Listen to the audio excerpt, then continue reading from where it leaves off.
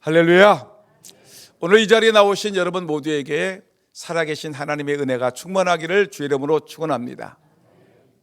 여러분, 힌두교에서는 소만 숭배하는 것이 아니라 쥐도 신성시하고 있습니다. 쥐가 번영의 중개자로 생각을 하고 굉장히 쥐를 아주 신성시하고 있습니다. 인도 사람들은 거의 쥐를 죽이지 않습니다. 쥐가 너무 많아서 때로는 쥐의 덫을 놓기도 하는데 죽이지 아니하고 쥐를 잡아다가 차를 타고 저 멀리다가 버리고 옵니다. 안 죽입니다. 그러니까 인도라는 나라가 여러분 세계에서 제일 많은 인구수를 자랑하는데 그 인구수보다 쥐가 훨씬 더 많은 나라입니다. 학교 교실에서 공부하다가 쥐가 나타난 일은 아주 이건 일상화되어 있고요. 관공서에도 쥐가 들락달락거리고 자동차 안에서도 쥐가 들락달락거리고 있습니다. 때로는 커피숍에 가서 안락한 가운데 커피를 마시려고 하게 되면 쥐가 달라붙습니다. 여러분, 쥐와 함께 살고 쥐를 친숙히 여기고 여러분 쥐가 득실득실 거리는 나라, 그 나라가 인도라는 나라입니다. 인도 캘커타 공원에서는 쥐들에게 아주 푸짐하게 먹이를 줍니다. 여러분, 인도의 그 통계를 보니까 인도 곡물 생산량의 4분의 1을 쥐들이 해마다 먹어치우고 있습니다.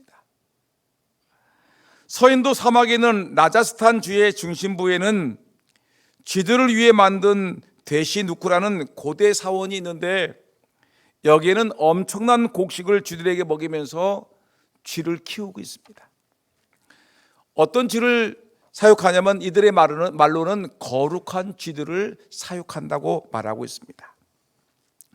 이 사원에서는 사원의 쥐 숫자를 계속 늘려나가고 있는데 쥐가 얼마나 많은지 순례자들이 그 사원을 순례할 때 혹시 잘못해서 이 쥐가 밟혀서 죽게 되면 벌금을 냅니다. 그래서 약 450달러, 우리나라 돈으로 하면 한 58만 원의 벌금을 내야 되는 것입니다. 쥐를 잡았다고 칭찬해 주는 것이 아니라 쥐 잡으면 벌금을 내야 되는데 그 벌금은 모아서 죽은 쥐의 금 형상을 만드는 데 쓰여진다고 말하고 있습니다.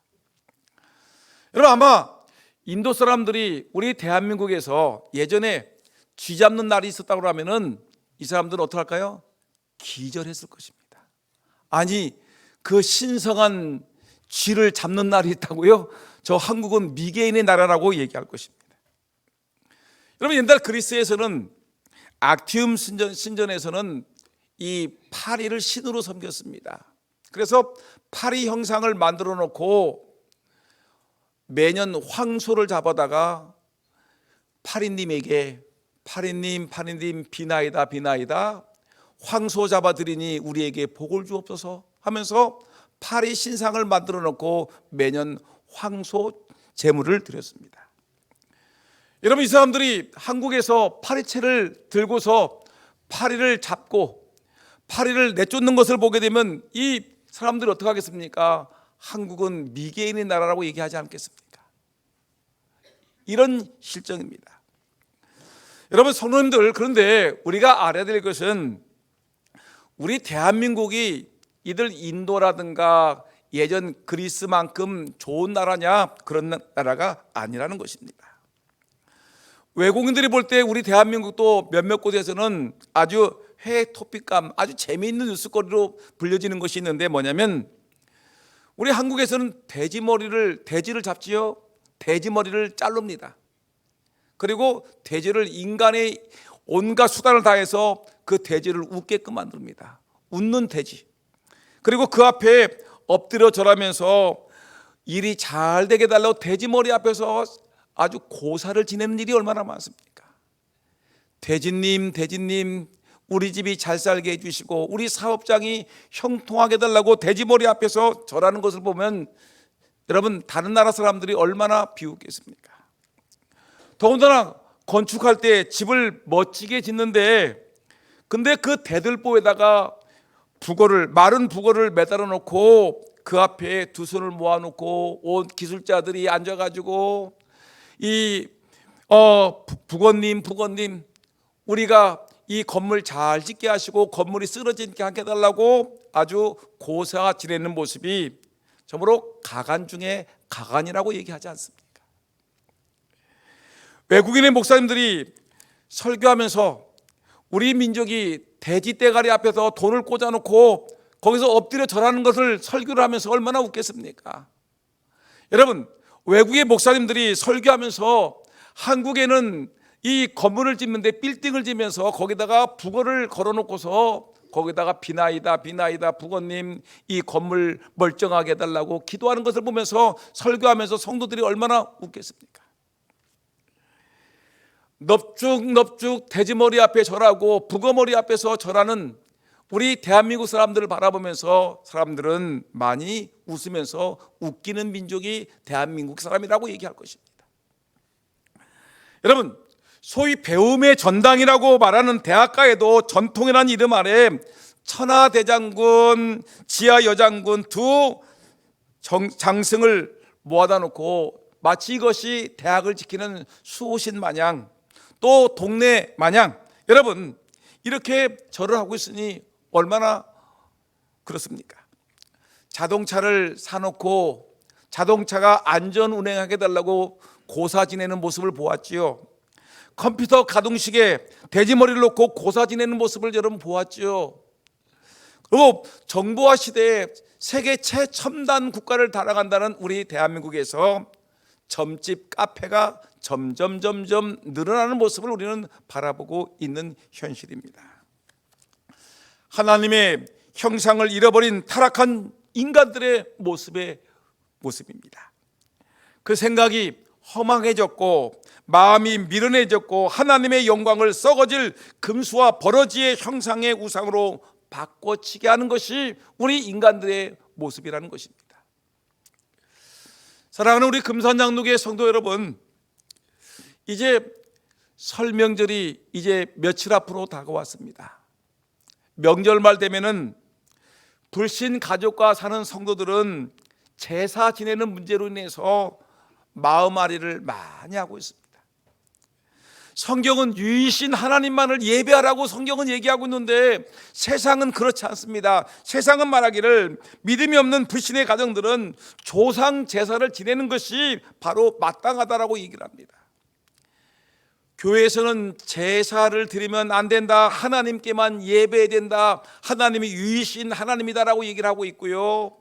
집에 돌아가서 이 친지들과 함께 어울리면 믿지 않는 가족들은 말하기를 아니다, 이 불효막심한 이 기독교인들아, 너희들은 어떻게 돌아가신 부모님 조상을 섬기지 않느냐 하면서 우리를 책망하고 때로는 우리를 소외시키고 우리에게 불이익을 주는 경우가 너무나 많이 있는 것입니다. 지금도 전도하다 보게 되면 나는 집안의 장손이기 때문에 교회를 나갈 수 없습니다. 제사 지내야 되기 때문에 나는 교회 나갈 수 없습니다. 우리 이 모든 것이 해결되면 그때야 가겠습니다라고 얘기하는 분들이 종종 있는 것을 볼 수가 있습니다.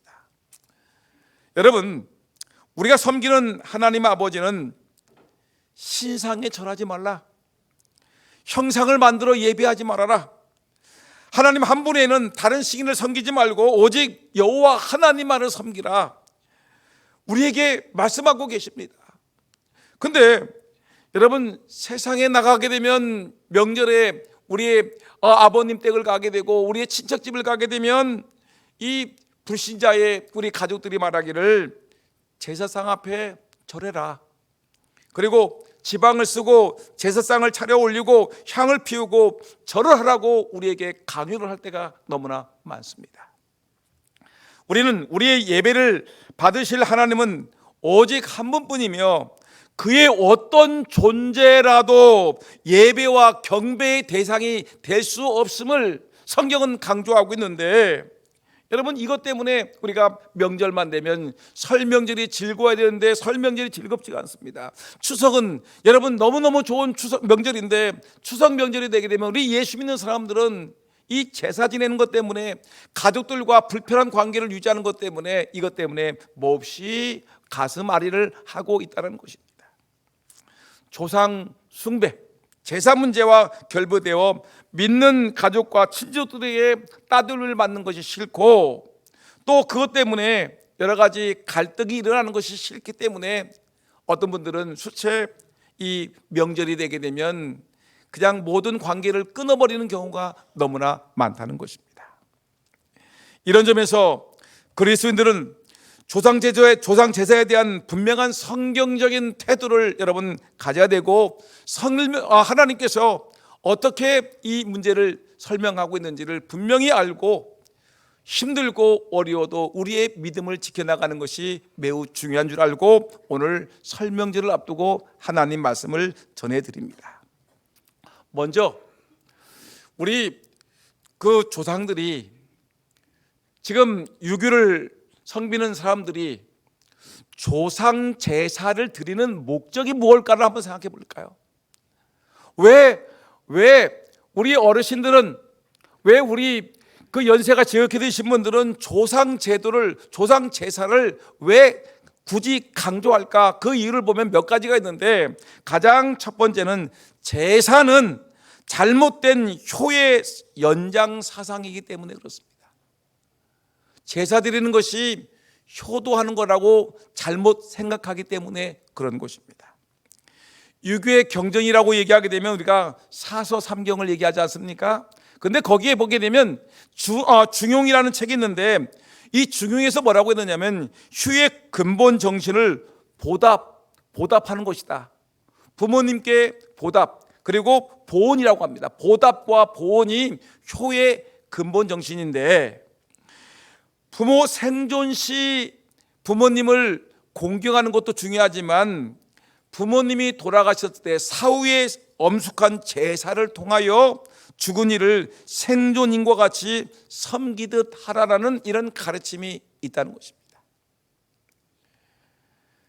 살아있을 때도 부모님을 공경하지만 죽은 이후에도 엄숙한 제사를 통하여 죽은 이를 생존인과 같이 섬기라. 죽은 이를 계속해서 받들어 공양함으로써 효를 이어가는 것이다라는 이런 잘못된 판단을 가지고 죽은 이후에도 공경하라는 것입니다. 그래야지 이것이 옳은 것이다라고 얘기하는 잘못된 효의 연장 사상 때문에 사람들은 제사를 드리는 것입니다. 문제가 있습니다. 두 번째, 제사는 기복 사상이라는 것입니다. 조상을 잘 섬기면 후손이 복을 받는다는 오래된 이 기복 사상에서 조상 숭배가 엄숙하게 시행되고 있는 것인데, 이런 말이 있습니다. 사자를 잘 섬기면 생자를 잘 가호한다. 죽은 사람을 제사를 잘 드려주게 되면 이 죽은 사람이 살아있는 사람들을 보호한다라는 이런 잘못된 이런 사상을 갖고 있습니다. 여러분, 그 때문에 이런 여러 가지 문제가 있겠죠. 그 다음에 세 번째가 뭐냐면, 제사는 죽은 자에 대한 공포의식에서 비롯됐다라고 얘기할 수 있을 것입니다.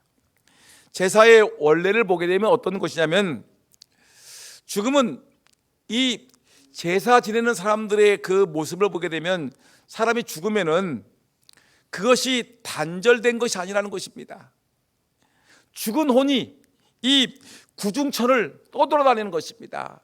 내 아버지가 돌아가셨는데 그 아버지가 하늘나라든가 천국에 가지 않고 그냥 이 세상을 이 구중천을 떠돌아다니다가, 근데 죽은 날 옛날 내가 살던 집에 찾아와서 제사 음식을 먹는다는 것입니다.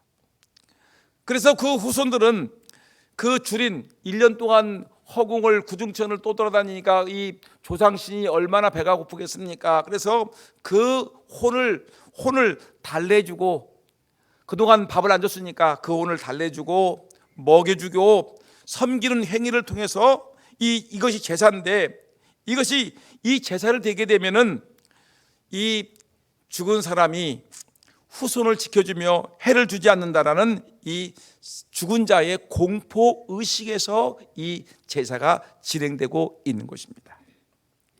이와 같이 후손들에게 가호와 복을 내려달라고 죽은 조상들이 초대되는 것이 바로 제사입니다.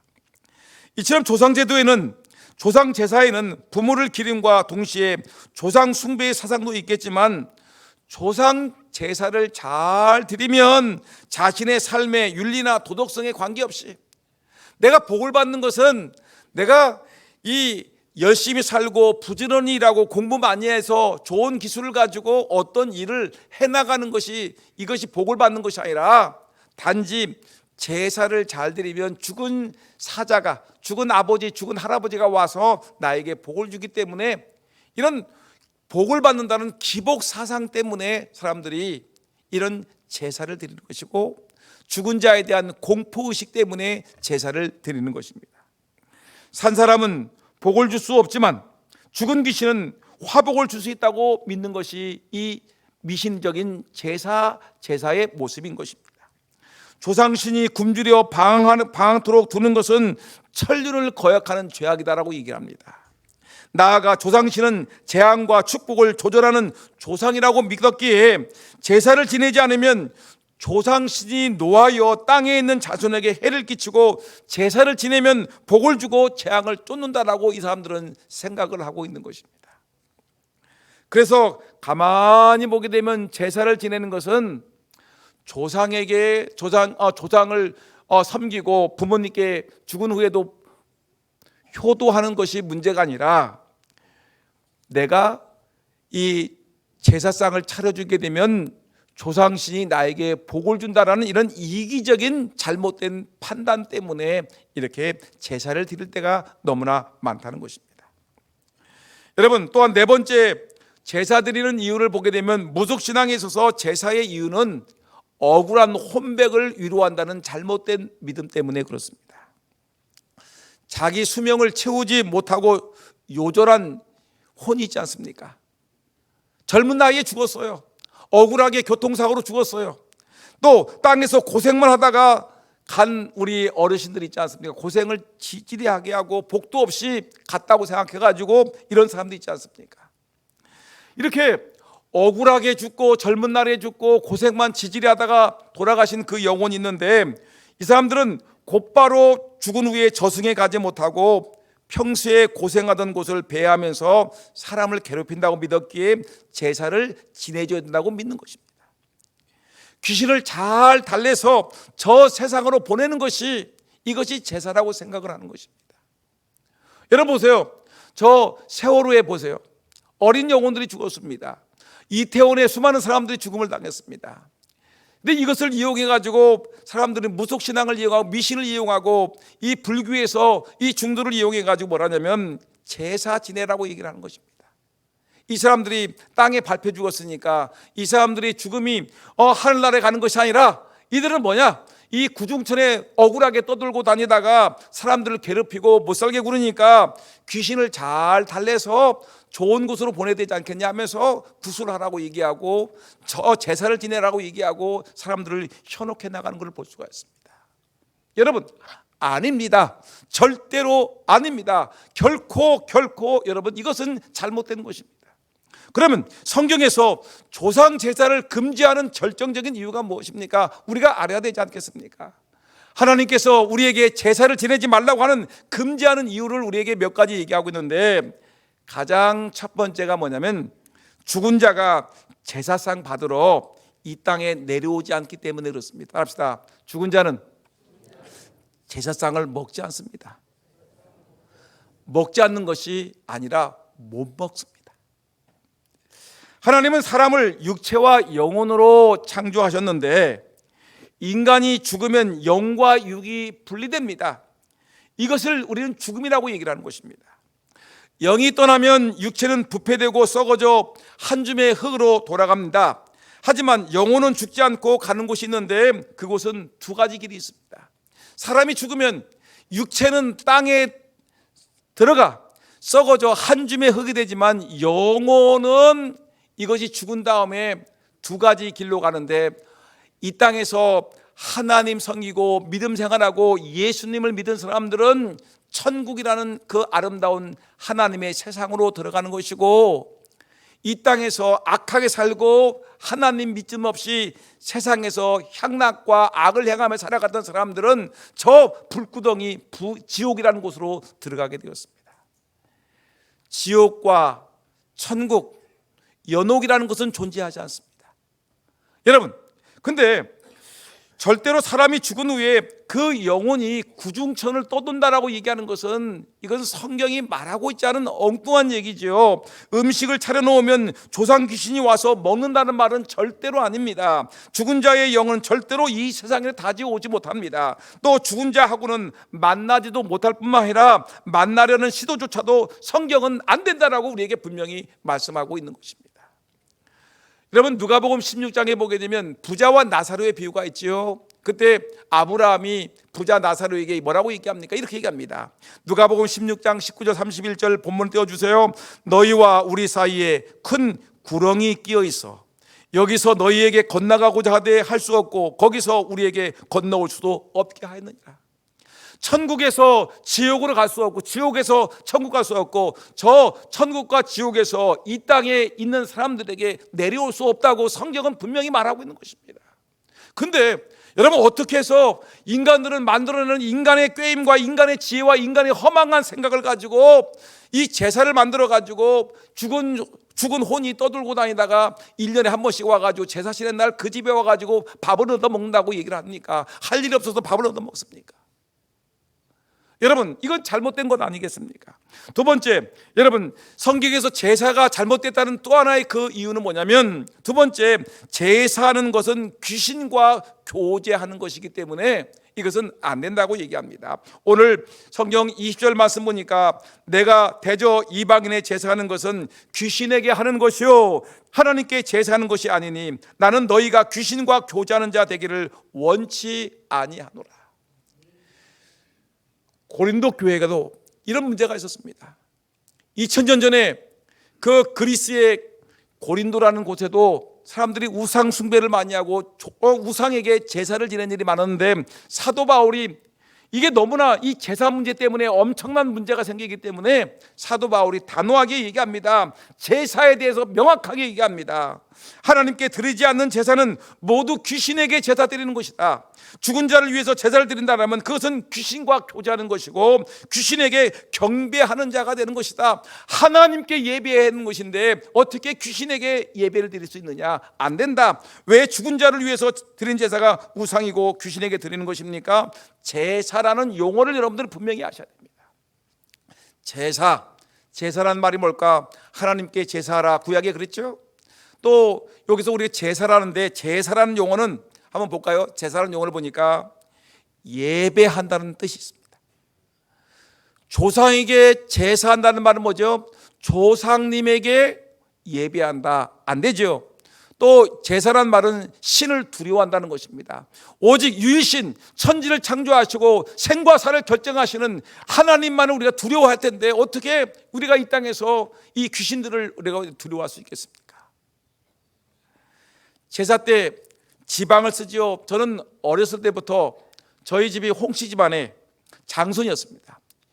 아주 큰 장손이었습니다. 그래서 저희 어머님이 얼마나 고생했는지 몰라요. 맨날 같이 제사 지내고 또 제사 지내고 달마다 제사 지내고 어떤 때 1년에 몇 번씩 한 달에 몇 번씩 제사 되고, 그럴 때마다 우리 자손들은 꼼짝없이 잡혀가지고 밤 12시에 잠도 못 자고 그냥 있다가 그냥 엎드려 뻗쳐가지고 맨날 이렇게 제사 지내고 막 그랬던 일이 얼마나 많은지 모릅니다. 근데 그때 지방을 쓴 데 보니까 뭐라고 하냐면 현고 학생 부군 신이다 이렇게 하는데, 이 신이라는 말을 보게 되면 신이 앉아있다라는 것이, 신이 앉아있다. 돌아가신 조상신이, 아버지 조상신이든 할아버지 조상신이 나타나서 우리를 굽어 살펴달라는 이런 지방을 씁니다. 위패를 모시고 향을 피워놓고 생전에 좋아하시던 음식을 차려놓았던 늘, 여러분 귀신만 좋아할 뿐이지 우리의 아버지가 돌아오지 않는 것입니다. 우리 어머님이, 우리 할아버지가 여러분 이 우리가 차려놓은 그 제사상을 먹기 위해서, 밥을 먹기 위해서, 그 국을 먹기 위해서 우리 조상, 우리 돌아가신 분들이 돌아오지 않는다는 것입니다. 근데 단지 이것은 뭐냐면 예배를 받으실 분은 오직 하나님이신데 죽은 사람을 위해서 제사를 드리는 것은 하나님과는 전혀 상관이 없이 귀신에게 제사 드리고 귀신과 교제하는 일이기 때문에 성경은 안 된다, 안 된다, 안 된다, 결코 안 된다라고 우리에게 말씀하고 있는 것입니다. 제사하는 것은 단순한 종교 행사이거나 풍습이거나 하는 것으로 끝이 나는 것이 아니라 제사 행위는 생활 속에 자연히 귀신의 가르침을 받아서 살게 되므로 자연히 그들에게 묶여 있는 것입니다. 귀신에게 묶여 사는 것입니다. 여러분들은 하나님에게 붙들려 살기를 원하십니까? 아니면 귀신에게 붙들려 살기를 원하십니까? 이것입니까? 저것입니까? 하나님과 함께 살기를 원하십니까? 귀신에게 붙들려서 귀신이 하는 대로 귀신의 울음소리에 따라서 여러분들 살아가시겠습니까? 어떻게 비참하게 살겠습니까? 행복하게 살겠습니까? 성경은 안 된다, 안 된다라고 얘기하고 계십니다. 세 번째, 성경에서 제사를 금하는 또 하나의 이유를 보니까 여러분 조상제를 금하는 이유는 하나님의 진노가 있기 때문에 그렇습니다. 뭐가 있다고요? 제사 지내면 하나님의 축복이 있다? 아니죠. 하나님의 진노가 있는데 저는 몇 가지를 조사해 봤습니다. 첫째, 우상 숭배하는 자, 조상에게 제사를 지내는 자에게는 어떤 진노가 있느냐면 하나님 나라에 들어가지 못합니다. 요한계시록 21장 8절 보니까 믿지 아니한 자들과 흉악한 자들과 살인자들과 행음자들과 술객들과 우상 숭배자들과 모든 거짓말하는 자들은 불과 유황으로 타는 보세에 참여하려니 이것이 둘째 사망이니라. 우상 숭배자들은 하나님 나라에 들어가지 못하느니라. 두 번째, 하나님의 진노는 뭐냐? 자손들이 복을 받지 못합니다. 잘못될 수도 있습니다. 합시다. 제사 지내면 내 자손들이 잘못될 수 있습니다. 아니면 여러분 복을 받지 못하는 것입니다. 출애굽기 20장 5절 말씀 보니까 성경은 이렇게 얘기합니다. 우상을 만들어 섬기거나 절하는 자에게 죄를 갚되, 하나님이 죄를 갚되, 우상 만들고 절하는 것은 죄인데 죄를 갚되 아비로부터 아들에게로 3, 4대까지 이르게 하신다. 누가 하셨다고요? 하나님이 말씀하신 것입니다. 여러분 조상 제사를 드려 가지고 조상들이 우리를 집안을 지켜준다고요? 우리 자손들을 지켜준다고요? 우리 집을 부하게 한다고요? 천만의 말씀입니다. 생과 사를 결정하시는 분은 하나님이시고요, 우리에게 복을 주시는 분은 하나님이십니다. 여러분 복의 근원은 하나님이신데 그 하나님 앞에 여러분 예배드리지 아니하고 다른 신들에게 여러분 제사상 앞에 절을 하는 것은 도리어 우리 자손들을, 우리 아들 딸들이 잘 되기를 기도해야 될 부모님들이 자손들을 망치는 일을 한다는 것을 여러분 아셔야 되는 것입니다. 자손들이 잘 되기를 원하십니까? 하나님께 예배하고 기도해야 되죠. 여러분 하나님이 우리에게 복 주시기를 원하시지 않습니까? 근데 하나님 복 주시기를 원하신다면 어떻게 우상 앞에 나가서 여러분 제사상 앞에서 머리를 숙이고, 여러분 돼지머리 앞에서, 명태 앞에서 여러분 머리를 숙이고 여러분 그렇게 하겠습니까? 안 되는 것입니다. 제사를 드리는 민족들은 그 후손들이 복을 받는 것이 아니고 오히려 항상 가난하게 살아가는 것을 알 수가 있습니다. 하나님은 우상 앞에 전한 자들에게 3, 4대까지 저주가 있겠다고 얘기를 했습니다. 십계명에서 분명히 말씀하고 있습니다.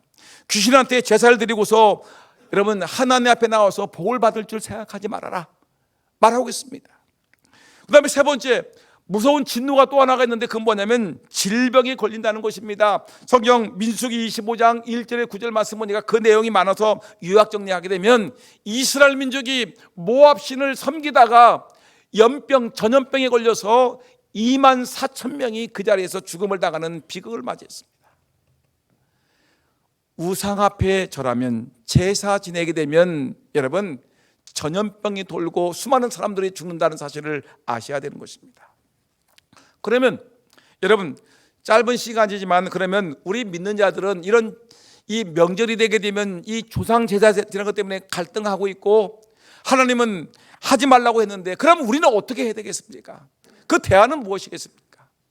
이렇게 날마다 성도들이 명절만 되면은 괴로워하고 있는데, 여러분 우리 그리스도인들은 어떻게 해야 되겠습니까? 그러면 여러분 우리가 예수 믿는 자답게 살아야 되지 않겠습니까? 저의 간증입니다. 저는 아까 얘기했죠. 우리 집안은 홍씨 집안, 하여튼 뭐 엄청나게 제사를 많이 드렸습니다. 저희 아버님이 하여튼 그런데 열심을 내었습니다. 근데 저는 교회를 다녔고, 저희 누님도 교회를 다녔고, 우리 아버님 어머니는 교회를 다녔고, 우리 할아버지 할머니 다 교회를 안 다녔는데 저는 어떻게 살았겠습니까? 그러면 밤 12시에 제사를 드린다게 하면 어떡하죠? 그냥 숨어 있다가 붙잡히면 내려와 가지고 이제 제사상 앞에 서게 됩니다. 그러면 어떻게 하냐면 그냥 저는 뭐 이왕 버린 몸, 찍힌 몸, 그래서 저는 못 간다고 얘기하고 도망가기도 하고, 밤 12시에 다른 데 도망가기도 하고, 다락방에 숨기도 하는데, 제사 앞에 설 때는 딱 서고서 뭐 쟤는 뭐 교회 다니는 거 알으니까, 그러니까 그냥 딱 서 있습니다. 서고 남들이 넙죽넙죽 절할 때 저는 기도합니다. 입으로 웅얼웅얼 그러면서 하나님 이 집안에 복을 받게 주옵소서, 제사가 없어지게 해달라고 막 기도합니다. 무릎 꿇고 기도도 합니다. 그러면 너 빠져 하기도 합니다. 여러분 그러면서 뭐 제사상에 절을 하지 않지만 저는 그냥 그 자리에서 기도하고 버텼습니다. 때로는 혼나기도 하고, 이놈은 아무리 키워놔봤자, 대학 공부를 시켜놔봤자 이놈한테는 밥 한 그릇 얻어먹지 못하겠다 하면서 저를 구박하기도 하고, 친척들이 저를 왕따시키기도 했지만, 그렇지만 저는 살아계신 부모님에게 엄청 잘했습니다. 우리 아버님한테 엄청 잘했고, 우리 어머님한테 엄청 잘했고, 우리 형제들에게 엄청 잘했습니다. 그냥 제사상 앞에서는 도망 다니고 오지도 않고, 때로는 뭐 관심도 없었고, 그냥 제사 지낼 때 저는 딴 방에 들어 앉아 있기도 했지만, 나중에 이제 학생 때는 혼내겠지만 나이가 들은 다음에 결혼한 다음에는 저를 어쩔 수 없는 놈으로 생각하고 저는 외면시켰습니다. 그렇지만 저를 엄청 좋아했습니다. 왜 좋아했을까요? 어머니 아버지한테 있는 것 없는 것 다 해서 부모님을 공경했습니다. 그리고 우리 형제들에게 지금까지 저는 최선을 다해서 잘하려고 몸부림치고 있습니다. 그러니까 제가 제사를 드리지 않는다고 저를 욕하는 사람이 아무도 없어요. 조상을 갖다가 우습게 여긴다고 하는 사람도 아무도 없습니다. 물론 지금 제사 지내는 것이 없어졌지만, 여러분 우리가 기억해야 될 것은 뭐냐면, 가장 어리석은 예수 믿는 사람이 누구냐면, 말로는 교회 다닌다고 권사다고 얘기하고 집사라고 뻥을 팡팡 치지만, 그런데 제사상 앞에서는 넙죽넙죽 절하는 것을 보게 되면 세상 사람들이 아이고 교회 다닌다고 뻥은 펑펑 쳐놓지만 별 수 없구나라고 얘기합니다. 또 어떤 사람을 또 세상 사람 싫어하냐면, 교회 다닌다고 얘기하면서 제사 안 드린다고 얘기하면 제사를 안 드리면서 부모님한테는, 살아계신 부모님한테 찾아뵙지도 아니하고 자례들이 공양도 하지 않고 섬기지도 아니하면서 우리는 제사를 드릴 수 없습니다 하면서 부모님께 불효하고, 형제들에게 여러분 욕을 먹으며 살아가는 그런 사람들이 꼴불견 그리스도인입니다. 예수 믿는 사람들은 누굴까요? 예수 믿는 사람들은 비록 돌아가신 부모님에게는 우리가 절을 하지 않지만 그 조상들을, 우리 어르신들을, 그 삶을 기억하고 살려고 몸부림칩니다. 그리고 살아계신 부모님에게, 살아계신 형제들에게 내가 최선을 다해서 우리 형제들을 섬기려고 애를 쓰는 사람, 여러분 그런 사람들이 귀하고 진짜 예수 믿는 사람입니다. 예수 믿는다고 하면서 절하지도 않으면서, 여러분 제사를 싫어하면서도 불구하고 부모님 앞에 악을 행하고 부모님 속썩이고 형제들에게 악을 행하고 형제들 앞에 소홀히 여기는 거, 이건 마땅치 않은 것입니다. 살아계신 부모님께 더 효도하고 형제들에게 더 사랑을 베풀고 예수 믿는 자답게 살아가는 거, 여러분 덕을 끼치는 거 매우 중요하죠. 그래서 사도 베드로는 베드로후서 1장 5절에서 7절에 이렇게 얘기했습니다. 너희가 더욱 힘써 믿음의 덕을, 덕의 지식을, 지식의 절제를, 절제의 인내를, 인내의 경건을, 경건의 형제 우애를, 형제 우애의 사랑을 공급하라. 형제 우애를 지키고 여러분 사랑을 공급하라라고 우리에게 분명히 말씀하고 있습니다. 부모님은 돌아가셨지만 여러분 제사 지내는 건 아니지만 여러분 부모님에게 효를 다하고 형제 간의 우애를 지키는 것이 예수 믿는 자의 아름다운 덕입니다. 그 다음에 뭐라 하냐면 추도 예배를 드리는 것입니다. 음식을 차리고 사진을 올려놓고 절을 넙죽넙죽한다고 우리의 조상들이 오는 것이 아니니까 여러분 우리가 이제는 어떻게 되냐면 가족 친척들이 모였으면 이제는 우리가 해야 될 것이 뭐냐면 고인이 생전에 하던 그 아름다운 삶을 추모하는 겁니다. 아, 우리 아버님은 그래 살아 생전에 이렇게 사셨어. 이렇게 경건하게 사셨고 이렇게 성실하게 사셨고 이렇게 아름다우게 사셨고 우리한테 이렇게 덕을 끼치신 분이야. 그러면서 우리가 하나님 앞에 예배하면서 고인의 삶을 추도하는 것입니다. 아, 이렇게 살아야 되겠다. 우리 아버지가 이렇게 늘 말씀하셨지. 형제간의 우애를 지키라고 했지.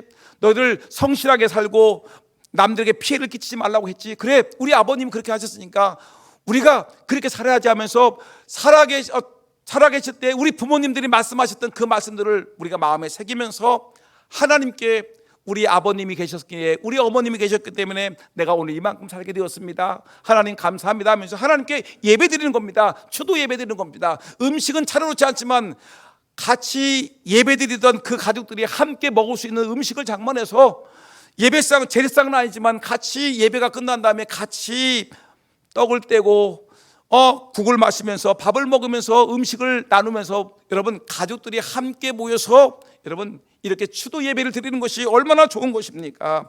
여러분 기억하셔야 됩니다.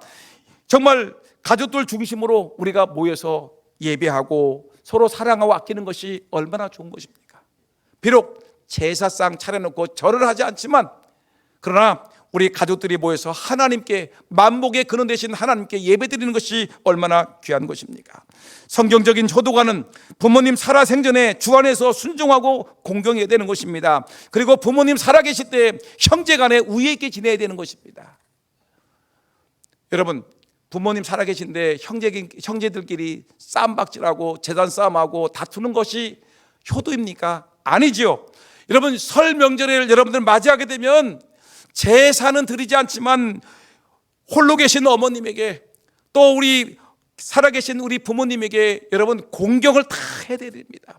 이전까지 하지 못했던 공경을 다 하고 형제들이 있으면 형제들에게 있는 거 없는 거 다 퍼부어주면서 여러분 사랑과 공경을 형제 우애를 지키는 것이 이것이 마땅한 예수 믿는 사람들의 삶의 모습인 것입니다. 깍쟁이 같이 하지 마시고요. 여러분 엉터리 같은 믿음, 짝퉁 믿음으로 살지 마시고요. 진짜 예수 믿는 자답게 부모님 공경하고 형제간의 우애 지키고 베풀고 사랑하고 섬기는 것이 정말 중요한 것입니다. 여러분 저는 말씀을 마치려고 합니다. 성경은 우리에게 이렇게 얘기합니다. 고린도전서 10장 20절 말씀에 대저 이방인의 제사하는 것은 귀신에게 하는 것이요 하나님께 제사하는 것이 아니니 나는 너희가 귀신과 교제하는 자 되기를 원치 아니하노라. 기도하겠습니다. 하나님 설 명절이 다가왔습니다. 제사 드리는 문제 때문에 갈등하고 고민하는 성도들 하나님 담대하게 하시고 오직 우리의 경배를 받으실 분은 예수 그리스도 하나님 한 분임을 기억하고 그분께만 경배하고 우리 살아계신 부모님께 효도하고 형제간에 우애하며 친지들에게 사랑과 섬김을 다하는 예수 믿는 성도들 되게 하여 주옵소서. 예수님의 이름으로 기도합나이다. 아멘.